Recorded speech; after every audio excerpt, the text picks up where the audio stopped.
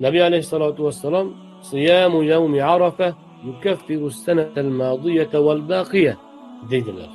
Arafa kunining ro'zasi o'tgan yilgi va keyingi yilgi gunohlar uchun kafforat bo'ladi. Imom Muslim rivoyat. Arafa kunining ro'zasi hajga bormaganlar uchun.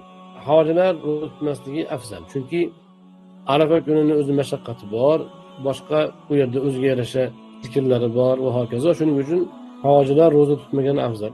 Nabiy alayhissalatu vassalam Arafa kuni aynan hajda ro'za tutmasdan og'izlari ochiqligini e'lon qilgan. Arafa kuni ro'za tutardilar, odamlar shu kuni ro'za tutishni demak sunnat deb bilishardi. Hajga borganlarida Payg'ambar alayhissalatu vassalam atay tuyaning tepasida turib odamlarga ko'rsatib sut ichganlar. Ya'ni o'zlari ro'za tutmaganlarini va bu kunda ro'za tutmasdan boshqa ibodatlarga mashg'ul bo'lish hojilar uchun afzalroq ekanini ko'rsatmoqchi bo'ladi.